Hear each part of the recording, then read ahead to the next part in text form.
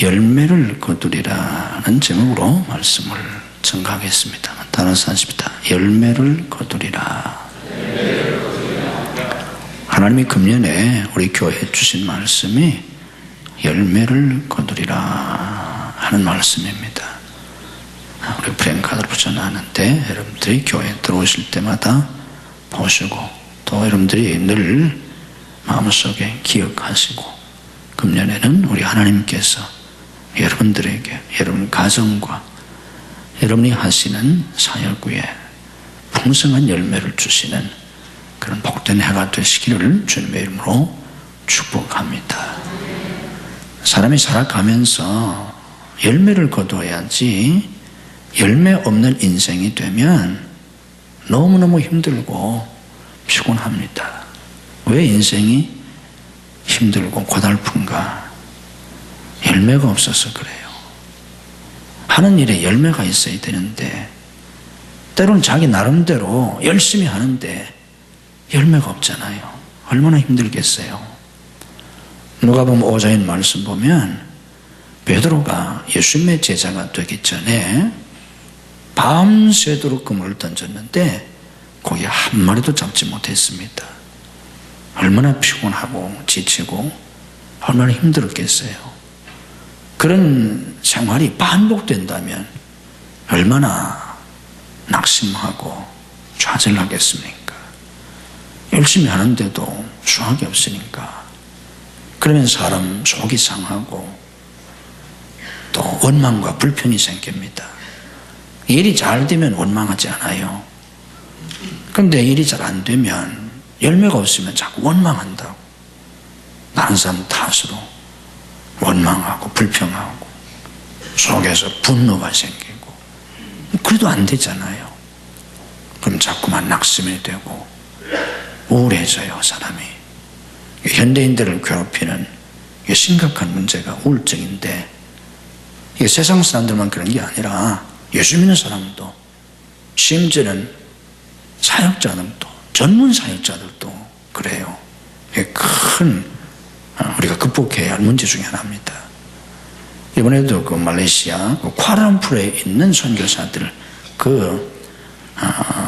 도시에 있는 선교사들만 모여서 신년 축복 성회를 했는데 이게 처음이랍니다. 종교파적으로 감리교 선교사만이 아니고 장로교, 선결교, 순복음 이런 그 선교사들이 모여서 좀 처음으로 하는데 지금 회장이 감리교 목사더라고요. 감리교 선교사에서 이제 감리교 목사들을 청해가지고 이제 성회를 갖게 됐는데 하나님의 은혜를 주셔서 선교사들 또 선교사 부인 선교사들 아이들까지 참석해서 은혜로운 시간을 가졌는데 거기 가서 보니까 거기에 있는 선교사 부인 선교사들 선교사님 사모님들이 거의 다 몇 사람이 아니라 거기에 있는 선교사 사모님들 거의 다가 우울증에 걸려있대요. 나이도 많지 않아요. 다 젊은 선교사들이 대부분인데 다 우울증에 걸려있대요. 왜 선교사 사모님들이 우울증에 걸려있겠어요? 전문 사역자들도 얼마든지 그럴 수 있어요. 우리가 하나님의 일을 해도 열매가 있고 하나님의 역사가 있고 그러면 보람이 있고 기쁨이 있잖아요. 자꾸 힘이 나잖아요. 소위 말하는 신바람이 나잖아요. 그러면 피곤한 줄도 모르고 지치지 않습니다. 근데 해도 열매가 없고 잘 안 되고 이런저런 문제만 생기고 일이 잘 안 되면 그냥 잘 안 되는 게 아니잖아요. 자꾸 문제가 터지잖아요. 이러한 문제처럼 문제가 생기고 일은 안 되고 속상하고 낙심이 되고 짜증이 나고 자꾸 그러다 보면 자기도 모르게 우울증이 빠집니다. 그럼 큰일 나는 거예요. 그래서 우리 삶에 우리 사역에 풍성한 열매가 있어야 합니다. 아멘. 지금까지 살아오면서 여러분 인생에 풍성한 열매가 없었다고 할지라도 우리 하나님께서 여러분들에게 은혜를 주셔서 하나님의 은혜를 주셔야 합니다. 아멘. 그냥 열매를 맺는 게 아니에요. 하나님의 은혜를 주셔야 돼요. 특별한 은혜를 주셔야 합니다. 아멘. 제가 40년 넘게 이렇게 목회를 해보니까 신앙생활 잘하고 복받고 쓰임받는 사람들은 다 특별한 은혜를 받은 사람들이에요. 신앙생활도 아무나 하는 게 아니고 특별히 신앙생활 잘하는 건 아무나 하는 게 아니더라고. 교인 중에서도 목사들 중에서도 목회 잘하는 건 아무 목사나 단수만 받으면 목회 잘하는 게 아니에요. 선교사들도 마찬가지고 선교사들도 잘하는 사람 정말 수고하고 잘하는데 엉터리 선교사들도 지금 너무 많아요. 지금 우리나라 선교사가 지금 2만 명이 넘잖아요. 한국 선교사가 지금 2만 명 시대를 돌파했어요, 작년에. 그래서 지금 수만 명이 나가 있는데 정말 헌신하고 많은 열매를 거둔 정말 훌륭한 선교사도 많이 있는데 엉터리들도 하나둘이 아니에요. 선교도 아무나 하는 게 아니에요. 어떤 사람이 잘할 수 있느냐? 특별한 은혜 받은 사람입니다. 아멘.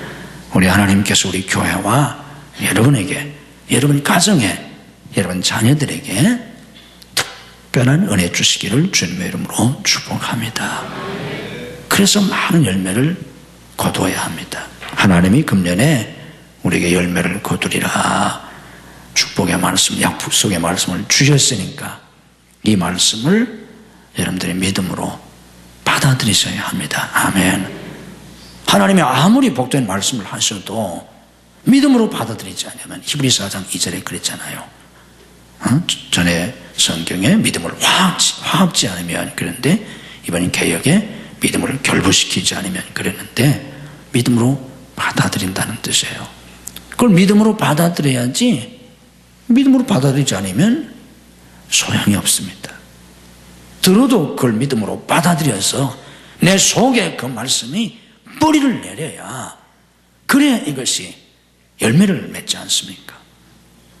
그렇지 못하면 길가에 떨어진 씨앗처럼 말씀을 들었는데 쟤들이 먹어버렸다. 사탄이 말씀을 빼앗아버렸다. 아무 소용없지 않습니까? 좋은 땅에 떨어진 씨만이 100배, 60배, 30배 열매를 맺는다 그렇지 않습니까? 하나님 말씀을 여러분들이 믿음으로 받아들이셔야 합니다. 아멘. 열매를 거두리라 하신 말씀을 아멘으로 받아들이시고 이 말씀을 마음에 품고 날마다 기도하셔야 돼요. 특별히 금년에 여러분이 기도할 때 새벽마다 나와서 기도할 때 열매를 거두게 해달라고, 금년에는 풍성한 열매를 거두게 해달라고 빼놓지 말고 새벽마다 기도하세요. 아멘. 저녁에 주무실 때도 저녁에 주무시기 전에 기도하잖아. 짧게 기도하는 그 시간에 또 한마디라도 넣어가지고, 이 금년 주신 말씀이니까 하나님 말씀을 시편 1편 말씀처럼 주야에 묵상하라 그랬잖아요. 그러니까 저녁에도 기도하기 전에 꼭 이 말씀을 붙잡고 기도하시고, 아멘. 그리고 하나님이 이런 축복을 주실 것을 기대하시고, 기대해야 합니다. 하나님 말씀하셨는데, 그래서 여기다 이렇게 써붙였는데 저거 1년 동안 제가 써붙여 놓을 거거든요. 했는데도 덤덤하면 별 생각도 없고 아무 소용이 없어요. 열매를 못 맺어요. 이 말씀을 붙잡고 매일 기도하고 기대하고 또 열매를 거두기 위해서 다른 때보다도 지난해보다도 더 충성스럽게 신앙생활을 해야 합니다. 아멘. 씨를 뿌리고 열심히 가꿀 때 그래 열매를 맺는 거 아닙니까? 그런 복된 신앙생활을 하셔서 금년에는 여러분의 삶에 풍성한 열매를 거두게 되는 축복의 해가 되시기를 주님의 이름으로 축복합니다. 하나님은 우리에게 어떤 열매를 거두게 하시나 우리는 어떤 열매들을 거두어야 하나, 열매가 하나둘이 아니잖아요. 많은 열매들이 있는데 제가 좀 정리해 드리겠습니다. 어떤 열매를 거두어야 하느냐 하면 말씀의 열매를 거두어야 합니다. 따라서 하십시다. 말씀의 열매. 신앙생활은 말씀을 듣고 말씀을 깨닫고 말씀을 믿고 그 말씀을 실천해서 그 말씀에 열매를 맺는 삶입니다. 이게 기독교예요. 그래서 우리가 교회를 다니면서 매일 성경을 읽어야 하고 매일 하나님의 말씀을 들어야 하고 중요한 건 그 말씀을 생명의 양식으로 매일 내가 먹어야 합니다. 성경을 읽기만 해서는 소용이 없어요. 설교를 듣기만 해서는 소용이 없어요. 많은 사람들이 그냥 듣기만 합니다. 읽기만 해요. 받아 먹질 않아요. 말씀은 주님이 말씀하신 것처럼 영의 양식입니다. 이 하나님의 말씀을 내가 받아 먹어야 돼요. 아멘. 설교도 내게 주시는 하나님의 말씀을 아멘 하고 받아 먹어야지. 여기 뭐 공부하러 온 게 아니잖아요. 이게 신학교가 아니잖아요. 성경 공부하는 게 아니에요. 설교는 성경 공부가 아닙니다. 성경 강해도 안 해요. 설교라고 하는 건 하나님의 말씀을 전해주는 거고 그 말씀을 내가 믿음으로 받아들여야 하는 것이지. 아멘. 믿음으로 하나님의 말씀을 받아들이고 그 말씀대로 지켜 행해야 합니다. 그러면 그 말씀에 열매를 맺는다고요. 여러분 신앙생활에서 중요한 건 31,173절 말씀 가운데 내가 몇 구절을 외우고 있느냐. 외우는 것도 힘들긴 해요. 그런데 그 외우는 게 중요하지 않아요. 뭐 애들이니까 외우면 상도 주고 뭐 그러잖아요. 그러나 그거는 기본에 지나지 않는 것이고 내가 성경 구절을 몇 구절을 외우고 있느냐가 중요한 게 아니라 내가 성경 말씀 가운데 열매를 맺고 있는 구절이 몇 구절이냐. 그 말씀을 내가 믿고 내가 그 말씀의 열매를 거두고 있는 성경 구절이 무슨 구절이냐. 그럼 집에 가서 한번 여러분들 조용한 시간에 한번 스스로 체크를 해보세요. 3만 절이 넘는 성경 구절 가운데 내가 실제로 그 말씀을 믿고 살아가면서 열매를 맺고 있는 말씀이 무슨 구절인가? 어떤 말씀들이 내게 열매로 나타나나? 그게 중요합니다. 하나님의 말씀을 내가 믿고 사는데 그 말씀에 열매가 없다면 아무 소용이 없어요. 그리고 그 말씀을 내가 비록 외우고 있을지라도 알고 있을지라도 그건 소용이 없어요. 아는 데서 끝나고 마는 거지 열매가 없으니까. 말씀의 열매를 맺으시기를 주님의 이름으로 축복합니다. 그냥 성경 구절 좀 안다고 무슨 뭐 신앙생활 잘하는 것처럼 그렇게 생각하지 말고 그 말씀이 내 속에서 열매로 나타나나. 예수님은 말씀이 육신이 되신 분 아닙니까? 우리도 하나님의 말씀을 듣고 배우고 암송하고 묵상하고 지키고 말씀의 풍성한 열매를 거두셔야 합니다. 아멘. 두 번째는 믿음의 열매를 거두어야 합니다. 믿음엔 역사가 따르게 되어 있습니다. 우리 주님께서 요한복음 11장 40절에서 말씀하셨잖아요. 내가 믿으면 하나님의 영광을 보리라. 보아야 합니다. 하나님의 영광이 나타나야 합니다. 히브리 11장이 믿음장인데 히브리 11장 1절에서 이렇게 말씀하잖아요. 믿음은 바라는 것들의 실상이요 보지 못하는 것들의 증거다. 그 2절에서 뭐라고 말씀합니까? 선진들이 먼저 믿은 사람이 이로써 증거를 얻었느니라 그랬습니다. 무슨 얘기냐고 하면 먼저 믿은 믿음의 사람들이 그 믿음으로 다 증거를 얻었어요. 그래서 우리에게는 12장에 가보면 히브리서 믿음의 증인들이 구름같이 둘러싼 허다한 증인들이 있다고 그랬어요.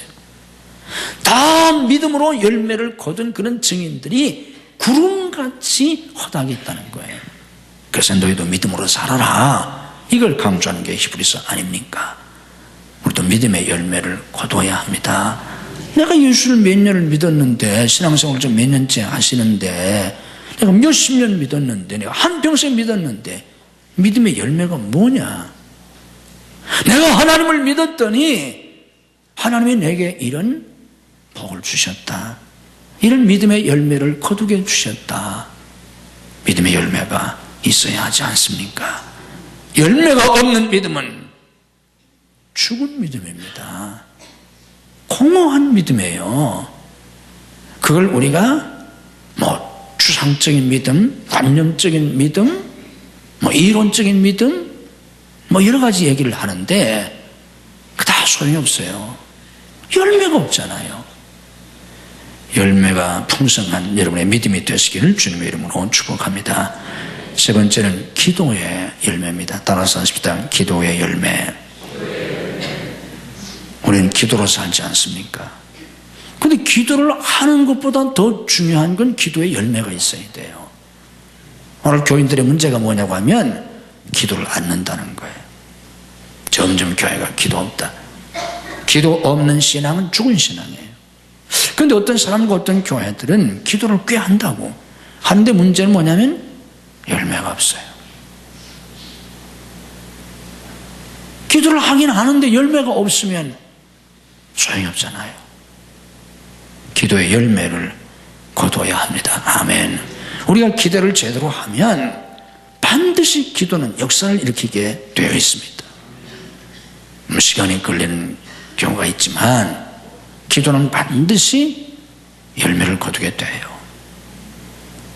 어거스틴의 어머니 모니카가 집을 나간 탕자 어거스틴을 위해서 그렇게 기도를 해도 어거스틴이 돌아오지 않을 때 낙심했지 않습니까? 기도해도 소용없나 보다. 우리 아들은 희망이 없나 보다. 그때 밀라노의 감독이었던 암브로시우스 감독을 찾아가서 그런 얘기를 했을 때 그 암브로시우스 감독이 그랬잖아요. 낙심하지 말라고, 포기하지 말라고, 믿음을 가지고 더 기도하시라고. 그러면서 유명한 말을 했습니다. 눈물의 자식은 망하는 법이 없습니다. 낙심하지 말고 더 기도하시라고. 그렇게 암브로스 감독이 격려를 해주었는데 결국 그 어머니의 기도로 어거스틴이 돌아오잖아요. 탕자인 어거스틴이 돌아옵니다. 돌아와가지고 바로 그 암브로시우스 감독한테 세례를 받아요. 그리고 그는 위대한 성자 어거스틴이 됐지 않습니까? 얼마나 놀라운 기도의 열매입니까? 어머니의 기도가 이렇게 자식들에게 놀라운 열매로 나타날 수 있기를 주님의 이름으로 축복합니다. 때로는 내가 이렇게 새벽마다 나와 기도하고 시시때때로 금식하며 기도하고 철회하며 기도하고 그렇게 애를 써도 가족들에게 변화가 없고 남편에게 변화가 없고 자녀들에게 변화가 없고 그래서 낙심이 들 수도 있어요. 그러나 때가 되면 눈물의 기도는 보석보다 더 귀한 열매로 나타나게 됩니다. 믿음을 가지고 더 기도하셔서 기도의 풍성한 열매를 거둘 수 있는 여러분들이 되시기를 주님의 이름으로 축복합니다. 네 번째는 수고의 열매를 거두어야 합니다. 베드로처럼 밤새도록 수고하였을 때 얻은 것이 없습니다. 그러면 안 되잖아요. 빈 그물 인생, 빈배 인생 얼마나 힘들고 얼마나 초라합니까? 그물이 찢어지게 배가 가라앉을 정도로 그렇게 풍성한 열매를 거둘 수 있는 하나님의 축복을 누려야 합니다. 시편 128편 말씀 보면 내가 내 손이 수고한 대로 먹을 것이라 그랬어요. 수고한 대로 열매를 거두게 해주신다.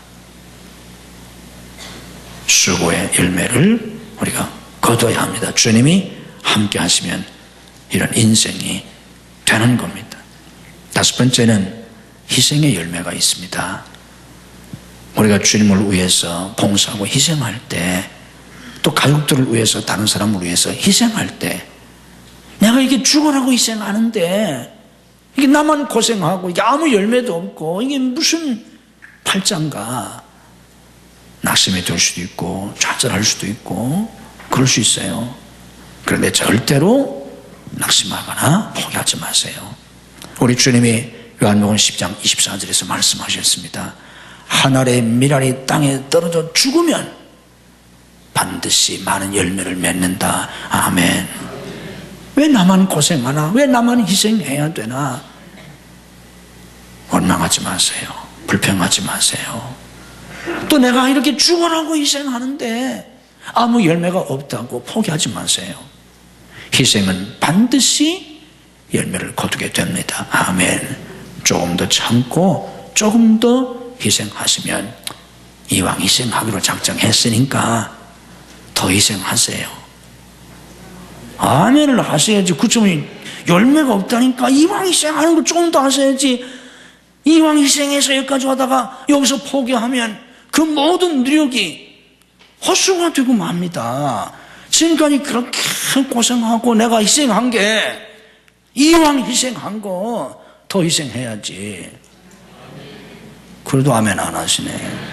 이왕 참는 거 끝까지 참아야지. 참다 그거 하나를 더 못 참고 폭발해버리면 지금까지 참은 거 아무 소용없어요. 지금까지 죽으라고 참은 거 아무 소용없다고. 그 이왕 참는 거 끝까지 참으셔야 합니다. 아멘. 문제가 딱 거기서 터지잖아요. 참고 얼마나 힘들어서 참았어요. 그러니까 그 마지막 한 번 더 참았어야 되는데, 참다 워낙 승질나게 해가지고 그거 마지막에 못 참 그냥 확 했더니 지금까지 모든 참은 거 헛수가 되고 말잖아. 그 하나 때문에 99을 참고 마지막 하나를 참지 못하면 99의 수고가 헛되고 말아요. 희생도 마찬가지입니다. 그 속상하고 아픈 걸 다 내가 참고 내가 희생해야지, 내가 죽어야지. 그리고 왔는데 조금 더 희생하시고 이것까지 희생하시고, 우리 주님 말씀하셨잖아요. 이것까지 참으라 그러셨잖아. 이왕 희생하기로 작정한 거, 우리 십자가 지고 주님 따르기로 작정했지 않습니까? 아멘. 그러니까 더 희생하세요. 끝까지 희생하세요. 아멘. 이왕에 희생하기로 한 거 죽기밖에 더 하겠어? 그 죽도록 충성하라고 했지 않습니까? 죽도록 희생하세요. 아멘이 시원찮아. 죽긴 싫은가 보지. 죽어야 순교의 영광을 받습니다. 제가 선교사들한테 설교하면서 그랬어요. 많은 사람이 하늘나라에 갔는데 제일 상 받는 사람이 순교자라고 하더라. 예수님 제일 앞줄에 서 있는 사람이 순교자라고 하더라. 그 다음 줄에 있는 사람이, 두 번째 상 받는 사람이 누구야? 전도하고 선교한 사람들. 그러니까 이 선교사들은 적어도 몇째 줄은 확보가 된 사람이야? 둘째 줄은 확보가 됐잖아요. 그러니까 여기다 순교까지 하면 너희들 대박 난다. 선교사야인데다가 순교까지 하면 이건 뭐 대박 나잖아요. 내가 그랬어요. 내가 부모하면서 사실입니다. 여러분들이 희생하고 여기까지 온 거 조금 더 희생하시고, 다 된 밥에 뭐 하지 말고 이왕 죽기로 한 것까지 팍 죽으세요. 그래서 희생의 열매를 거둘 수 있는 여러분들이 되시기를 주님의 이름으로 축복합니다. 여섯 번째, 고난의 열매가 있습니다. 하나님의 백성들에게는 고난이 있어요. 의롭게 살고자 하는 자에게는 고난이 있어요. 고난 없이 거룩하게 살 수 없고, 고난 없이 하나님의 일을 할 수가 없어요. 중요한 건 하나님이 고난의 열매를 주신다는 거예요. 오늘 새벽에 제가 장시간 말씀을 드렸잖아요. 하나님의 백성들에게는 의미 없는 고난이 없어요. 하나님의 백성들에게는 뜻이 있기 때문에 고난이 있는 겁니다. 의미가 있기 때문에 고난이 있는 거예요. 아멘. 가나안이 예배되어 있기 때문에 광야에 고난이 있는 겁니다. 광야에서 죽게 하려고 고난을 시키는 게 아니에요. 그러니까 내가 지금 이런 고난을 당하지만 로마서 8장 18절 말씀처럼 우리가 지금 현재 당하는 고난은 장차 나타날 뭐라고 그랬어요? 영광이라고 했잖아요. 장차 나타날 영광과 좋게 비교할 수가 없다. 고난의 열매는 영광입니다. 아멘. 그게 로마서 8장 18절이에요. 한번 믿음으로 고백합시다. 고난의 열매는 영광이다. 그리스도인에게는 그렇단 말이에요. 세상 사람들은 고생해봐야 지옥 가요. 열매가 없어요. 그러니까 예수 믿는 사람들은 고난의 열매는 영광입니다. 현재의 고난과 비교할 수 없는 영광의 열매를 거두게 됩니다.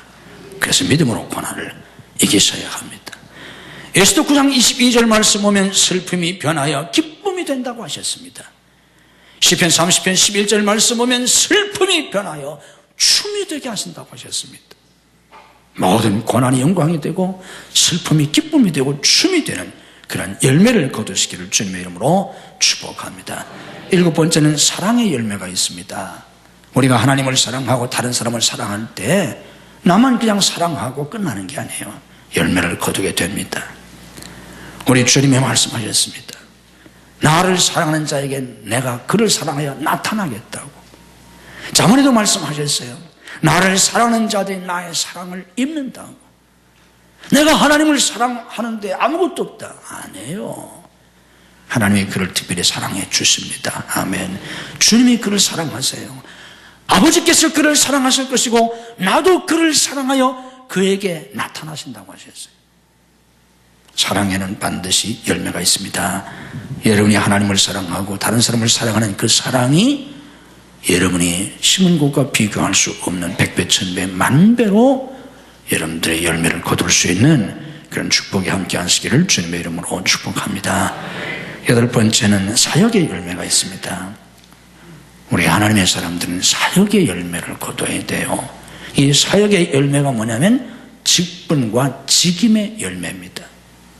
오늘도 이제 좀 이따 이게 임명장 드릴 텐데, 우리 교회에서는 직분이 있어요. 집사, 권사, 장로, 전도사, 목사, 이게 직분입니다. 이 직분의 열매를 맺어야 합니다. 말만 집사하지 말고. 그렇잖아요. 집사는 집사로서 열매를, 권사는 권사, 장로는 장로대로, 목사는 목사로서 열매가 있어야지. 이게 직분의 열매를 거두어야 합니다. 그 직임에 따라서, 직분에 따라서 하나님은 우리에게 직임을 주세요. 직임. 직분에 따라서. 목사도 다 똑같은 목사가 아니고, 어떤 목사는 담임 목사로서, 어떤 사람은 교육 목사로, 어떤 사람은 선교 목사로, 어떤 사람은 기획 목사로, 어떤 사람은 선교사. 이게 직임입니다. 집사, 권사, 장로도 다 직임을 주잖아요. 어떤 사람은 교사로, 어떤 사람은 속장으로, 어떤 사람은 찬양대로, 찬양단으로, 전도인으로, 여선교회, 남선교회 회원으로, 교육부로, 선교부로, 이게 다 직임입니다. 안내하는 사람, 안내하는 사람으로. 이 직임의 열매를 거두셔야 합니다. 아멘. 그 직임을 맡았는데 열매가 없으면 안 되잖아요. 족장의 직임을 맡았으면 족기를 잘 부흥시켜야지. 족기를 하고 열매가 없으면 어떻게 됩니까? 여러분의 그 직임의 풍성한 열매를 거둘 수 있기를 주님의 이름으로 축복합니다. 전통적으로 교회는 5가지 중요한 사명을 감당해 왔습니다. 그게 뭐냐면 예배, 선교, 교육, 봉사, 그리고 친교입니다. 이게 교회가 하는 중요한 5가지 일이에요. 예배, 선교, 교육, 봉사, 친교. 각각 이 일에 풍성한 열매가 있어야 합니다. 예배를 드리고 열매가 있어야 되잖아요. 전도하고 선교하는데 열매가 있어야 되고, 교육하는데 열매가 있어야지, 봉사하는데 열매가 있어야 되잖아요. 친교에 열매가 있어야 하고, 우리 교회에 이 새해에 이런 열매가 풍성해지기를 주님의 이름으로 축복합니다. 9번째는 생활의 열매가 있습니다.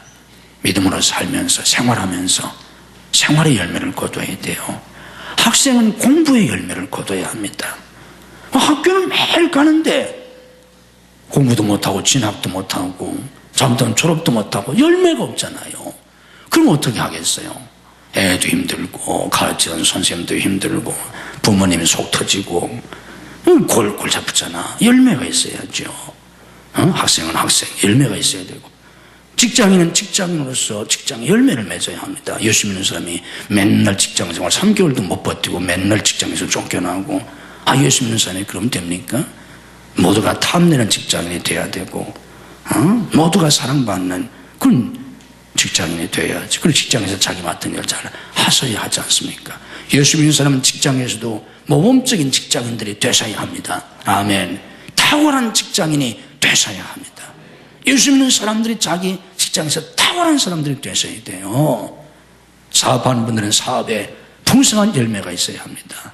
사업이 잘 돼서 자기 가족들도 유족한 삶을 누리고, 교회를 위해서, 선교를 위해서 크게 봉사할 수 있는 그런 사업가들이 되셔야지. 사업하는 사람이 자기 가족도 못 먹여 살리는 그런 사업가가 돼서 뭘 하겠어요? 안 되잖아요.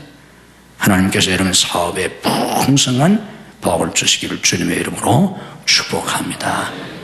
우리 젊은이들은 결혼의 열매를 거둬야 돼요. 때가 되면 다 시집도 가고 장가도 가고 다 결혼해야지. 맨날 선만 보고 맨날 데이트만 하고 그럼 어떻게 돼요? 응? 제가 아는 목사님은 그냥 선도 안 보고 그냥 목사님이 그냥 중매주니까 그냥 딱 결혼했어요. 보지도 않고. 그 잘 살아요. 그래도 잘 사셨어요. 은퇴하셨는데 나하고 제일 가까운 목사님이. 저하고 제일 가까운 목사님, 제가 제일 존경하고 사랑하는 저하고 제일 가까운 목사님 그렇게 결혼하셨어요. 선도 목사님이 뭐 말씀해 주시는 받아들이겠습니다. 여러분도 그랬으면 좋겠어. 그럼 내가 또 힘들어요. 하지 마세요. 얼마나 힘들겠어. 내가 그 책임지고 정해주려면. 내가 문설명이도 아니고. 문설명이가 그러잖아. 근데 그 목사님이 그렇게 결혼했다고. 김상원 목사님이 한번 이런 간증을 하시더라고요. 결혼은 자기처럼 해야 된다. 김상원 목사 알잖아요. 명성교회. 자기는 어떻게 결혼했냐? 선도 한 번 안 보면 서운하잖아. 선 한 번 보고 두 번째는 무조건 결혼했대. 자기는 두 번째에서 뭐 꼭 그래야 되는 건 하지만 좌간 좀 가세요. 열매를 맺어야 합니다. 결혼의 열매를 거두시기를 주님의 이름으로 축복합니다. 또 결혼했으면 자식의 열매를 거두어야 돼요. 때가 되면 자식도 낳아야지. 자식의 열매를 거두시기를 주님의 이름으로 축복합니다. 후손의 열매를 거두어야 돼요. 10번째는 인격의 열매를 거두어야 합니다. 인격은 인생의 바탕입니다. 인격은 지식이나 기술이나 소유나 지위보다 중요합니다.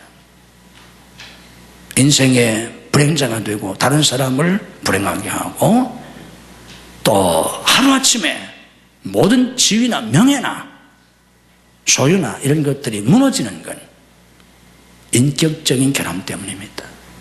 인격적인 파산 때문이에요. 이 얼마나 중요한지 몰라요. 인격의 열매를 거둘 수 있는 성숙한 인격을 가진 분들이 되셔야 합니다. 마지막 11번째는 그 유명한 성령의 9가지 열매가 있어요. 갈라디아 5장 22절 23절에 있지 않습니까? 성령의 9가지 열매 뭡니까? 사랑, 희락, 화평, 오래 참음, 인내, 자비, 양선, 충성, 온유, 절제. 이게 성령의 열매입니다.